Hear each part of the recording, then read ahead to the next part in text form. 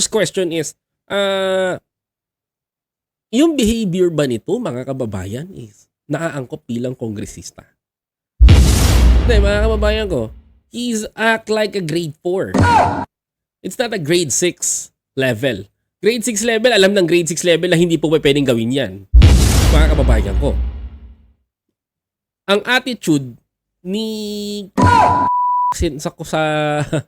sa Congress, para kang naglagay ng isang grade 4 na naglalaro pa ang isip. Mga kababayan ko. For me, me too, it's not normal.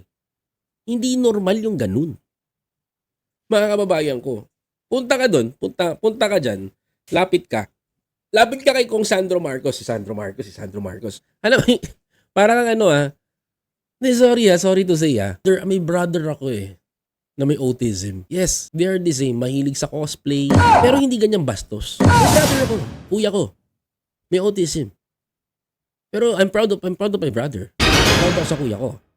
Pero napagtapos ng pharmacy, sobrang talino, napagtapos. I don't want to mention the name para security na rin.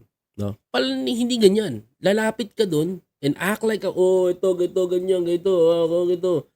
Kamusta na yung Yan, tapos sasabihin mo, hindi ko sumagot. Para kang bata na grade 4 na natatalo sa bilyar. Natalo sa text. Ganun.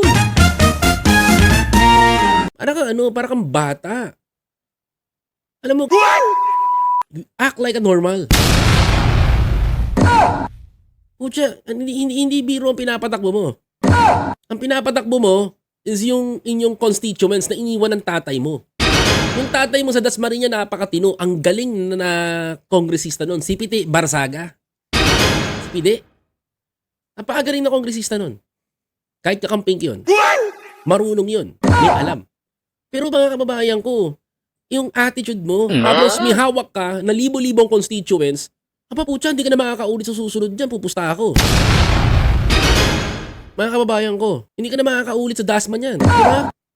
Kasi tingnan mo, hindi to act ng hindi to act of Parang ginagawa mong playground ng ang Congress.